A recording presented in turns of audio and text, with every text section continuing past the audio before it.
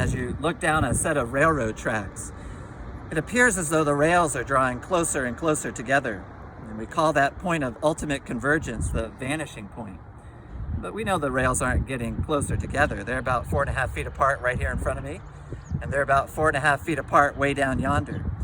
So what's going on? Well, when your field of vision is very small, when you're looking at what's just right in front of your face, the rails play a big part in the overall picture. But as you get a bigger perspective and as your field of vision broadens out, the rails become diminished in relationship to the whole and less significant in the overall scene. You know, we all know this phenomenon well if you've ever taken off in an airplane from a city and you've got a window seat. As the altitude's increasing and you're looking out the window, things that are very big here on the ground become very, very small and seemingly insignificant. I mean, tractor trailers look like ants, and skyscrapers look like Lego blocks, and lakes look like puddles. As your perspective gets a whole lot bigger, certain things become very small by comparison. Now, this is an important concept for us to come to understand in relationship to the history that we're living through right now. If your field of vision is very small today, this pandemic is going to obscure almost everything else from view. I mean, it's perfectly overwhelming. But if you can get up on God's shoulders today and get his perspective and see things through his eyes, it's not going to, the coronavirus isn't going to vanish from view, that's for sure.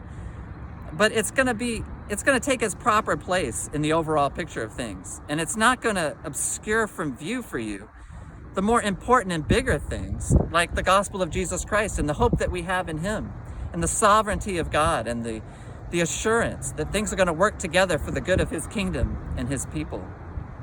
You know, I'm going to encourage you today in this great word from 2 Peter chapter 3. Listen to what Peter has to say to these folks who are living in a time where the world seemed to be in chaos, especially for believers, as the Roman Empire was beginning to persecute all those who believed in Jesus. Listen to what he says.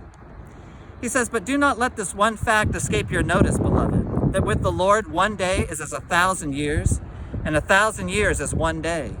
The Lord is not slow about his promise, as some count slowness, but is patient towards you, not wishing for any to perish, but for all to come to repentance.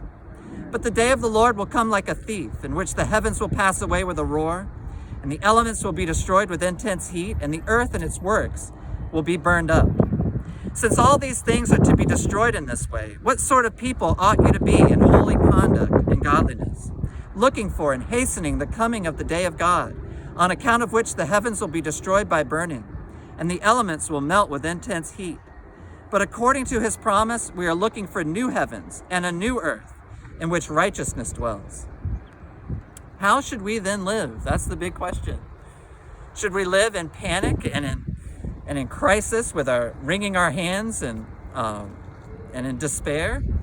Or should we have a certain confidence that God is in control and that everything is going to work together for good, and that we're going to be able to use our lives in support of his will and as instruments and agents of salvation to a lost and dying world?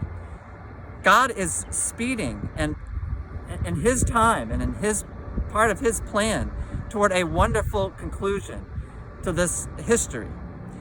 We're going to come to a place of redemption and revival, I pray.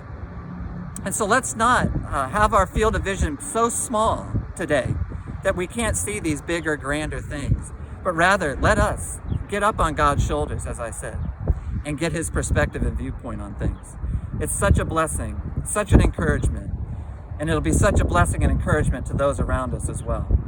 So God bless you. I'm praying for you, and I'm encouraging you in this great struggle that we're all having to keep a proper perspective on things and to keep our hope secure. God bless you. We love you, and have a great night.